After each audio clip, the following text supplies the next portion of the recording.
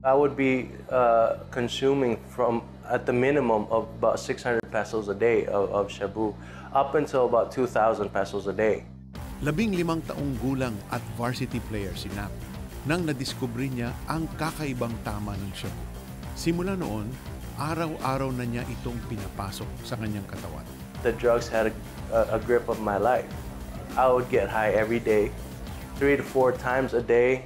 Nalustay ni Nap ang perang pinapadala ng kanyang mga magulang galing sa Canada. At nang hindi na ito sapat para tustusan ang kanyang bisyo, natutong magnakaw. All my jewelry was gone. Appliances were gone from the house.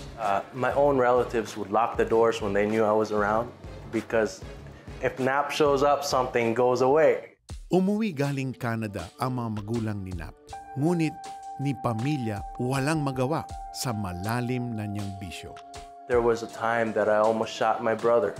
He tells me from the bed, you know, you are screwed up.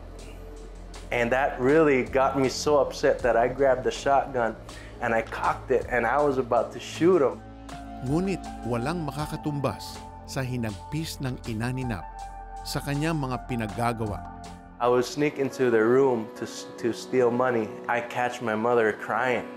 So I turned the light on and I was, you know, basically screaming at her, "What is wrong with you? Why are you crying again?" And she looked me dead in the eye and she said, "I just want my son back." I would look her in the eye and say, "Your son is dead."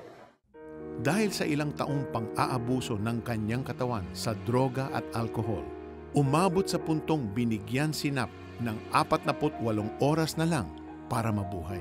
I was in the hospital. I was with acute pancreatitis. My mom, my dad, and my brother were here at the time. They would take turns leaving the room because they could not cry in front of me. But miraculously, doctors don't know how, but I survived. And the very first thing that I did, as soon as I got out of the hospital, when I got to the parking lot of the hospital, I was with my girlfriend. I got in the car and I smoked shabu.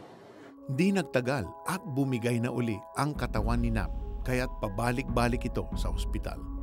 Sa pagkakataong ito, sinabi ng mga doktor na may 20% tsansa na lang si Nap na mabuhay. Ngunit patuloy na nakaranas ng himala si Nap sa kanyang katawan at nakalabas na naman ito ng ospital na normal at buhay. Nakayayanig man ang mga pangyayaring ito sa pamilya, hindi pa rin handang bitawan ni Nap ang mapanuksong hatak ng bawal na gamot. My cousin, who was from Maranatha, called my mother up and said, "You know what, we have this youth camp during Holy Week. Why don't you send him with us? If nothing happens during the camp, then you send him to rehab." And for me, I said, you know what, I'd much rather go to rehab than go to this God thing. Nasunod ang mga magulang ni Nap, kaya napasama siya sa youth camp sa Bohol. We were in the Supercat terminal. I brought drugs with me. I was getting high. During the services, everybody's praising and worshiping. I'm in the bathroom getting high. But in the evening session of the first night, the speaker began to talk about his experience with the Lord. Something began to break inside me. I didn't understand what it was. I was weeping. Hindi lubusang naintindihan ni Nap ang mga pangyayari. Ngunit sa unang pagkakataon, tila naramdaman niya ang Diyos at ang pagiging mapagmahal nito. But in that moment of time, I had my eyes closed. He was standing there before me. And he saw my sins, which were many. The lies, the immorality, and there was the sin of abortion because I had, I was involved with a girl that had gotten pregnant twice by me, and she had gotten abortion. So all that weight was on me.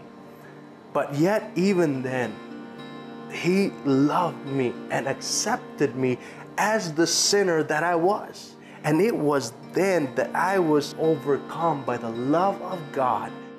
At naging saksi uli si Nap at ang mga mahal niya sa buhay ng isa pang himala. Ang tuluyang pagkalaya niya sa 8 taong pagkalulong sa droga. I never had any withdrawal symptoms. And the people that I had been doing drugs with, they couldn't believe. They wouldn't believe that they saw I wasn't shaking. I wasn't going crazy. It was as if I never did any drugs. I am a walking miracle. Tunay ngang isang walking miracle si Nap. Kung dati idineklarang 20% na lang ang tsansang mabuhay dahil sa kanyang addiction, ngayon ay masaya siyang naninilbihan sa mga kabataan ng Cebu. I always tell our young people this, yeah, I used to get high on drugs all the time, but now I'm still getting high every day. But it's a high off of the Lord, and it's not something that I'd be ashamed of.